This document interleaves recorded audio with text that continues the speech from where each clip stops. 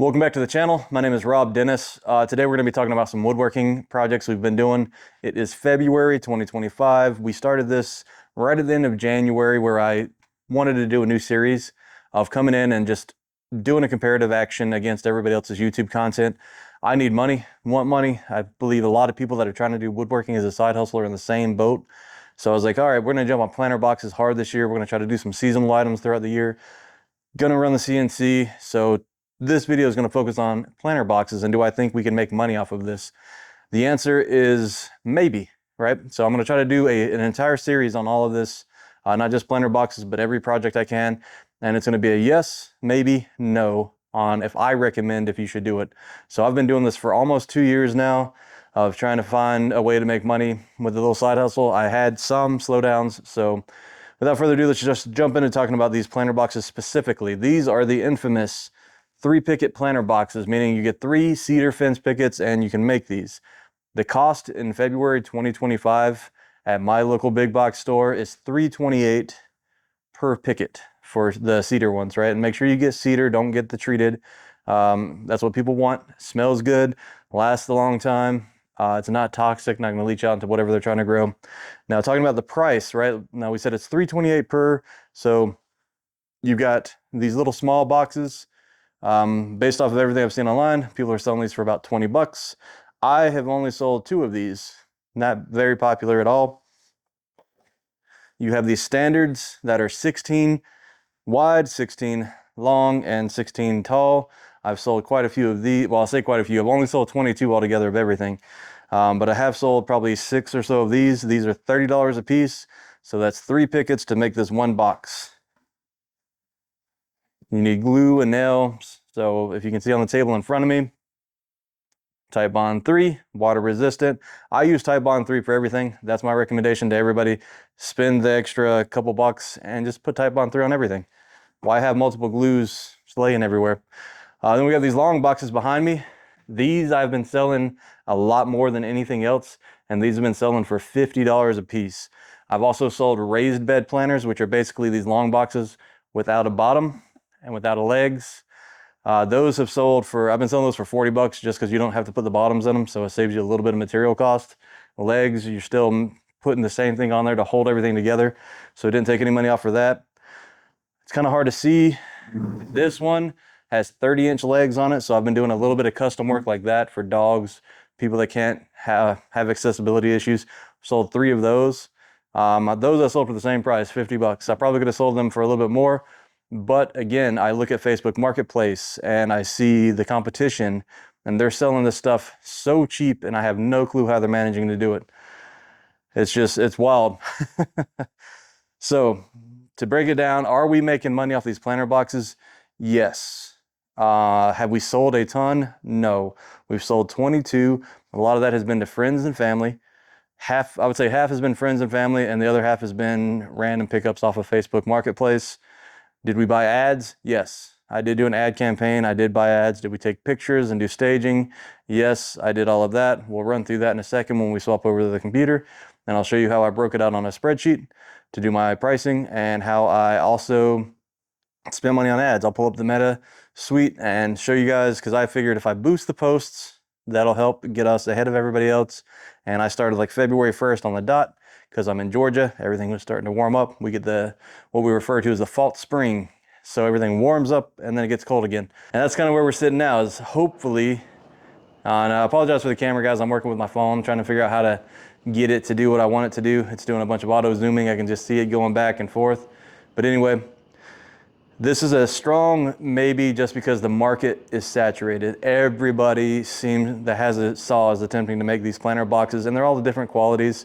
I would say these that I've been making pretty good quality because I take the time to glue them the day before, squeeze everything together so it stays nice and tight, and then I'll come back the next day and then nail it and glue it the remaining pieces. That way all the side panels are nice and straight. It helps with a little bit of the cupping and the bowing.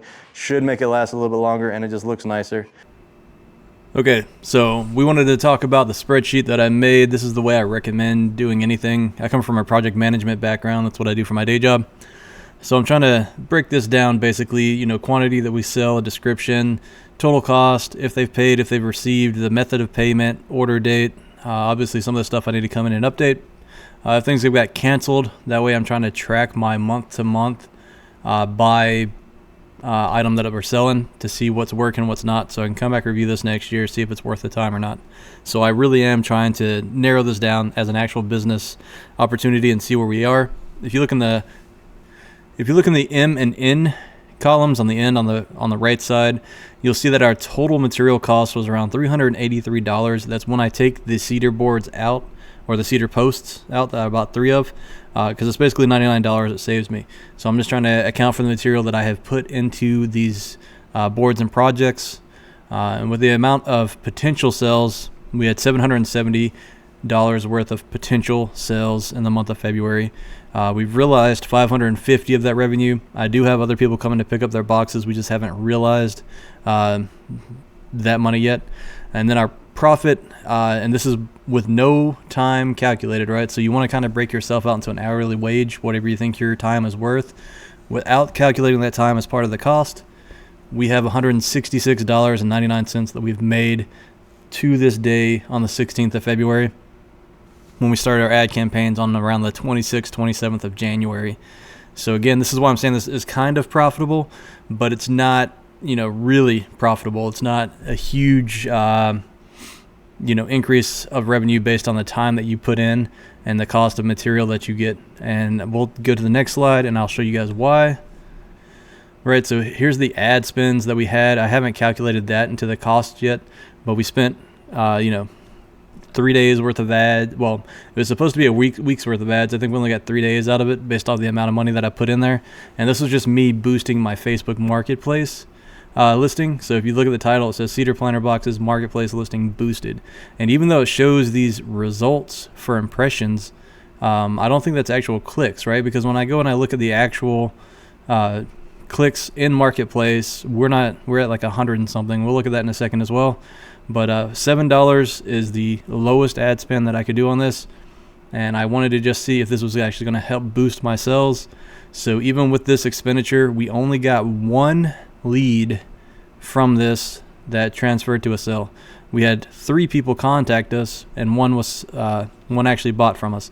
So I don't think this was worth the amount of money that we spent at all. I would say just do free listings, and then eventually maybe add ads if you're getting enough sales where you think it would justify the cost. Now here's the actual ads that I put out so I've got growth charts at the bottom, so that's not really relevant to this video, but I've been trying to sell those since Christmas. Mine are a little bit more expensive because I do a lot of customization. But back to the planter boxes, like I said, I listed mine as $30. I listed the cedar planter light pole as $100. When you look at it, I have 158 listing, and this is what I took today when I recorded the video. So this is well after we paid for ads. As you can see, it says it finished the boosting on the January 29th, 158 clicks. So even with the ad, I don't know what they consider an impression. Somebody scrolling by it and not clicking on it, I guess. And I've been renewing this every time that it's up for renewal. I've updated the pictures. As you can see, I've put flowers in there. It's 7 or 8 pictures where everything's got a close-up. I've got prices listed in the description. Same thing with the cedar planter with a light pole. That's only got 41 clicks. I did not boost that one, and it did it did a third as well as the cedar planter boxes. Move to the next slide. This is the most important thing when you guys are trying to find something to sell. As you can see, we are all making the same thing. So if you search cedar planter boxes in your area, I narrowed it down even to 20 miles, not 50, not 100 miles, within 20 miles of me. And I started to count these, and then I just stopped. I stopped at 100. There's over 100 listings within 20 miles of me of people making this exact same product. And that's why it's very hard to transfer this to sales. So even though mine is showing up as the #1 slot, which I don't know if that's because I'm the most recent poster and renewal, or if it's because Facebook is just trying to show me that I'm #1. I don't know how that transfers, but at the end of the day, we're on the front page. We have the exact same product as everybody else, and we've only gotten 1 sale from it. And that's why I'm saying you've got to be very careful with a lot of the YouTube videos you see that say, hey, this is a guaranteed moneymaker. Yeah, I made $166, but how much time and effort did I put in to make that 166, right? Like at this point, I probably would have been better working a minimum wage job, flipping burgers or whatever down the street, instead of trying to do my own side hustle. So then that's what you've got to account for, right? So we're going to keep digging and keep searching, trying to find more products that we can put in front of the business and see if it'll generate profit.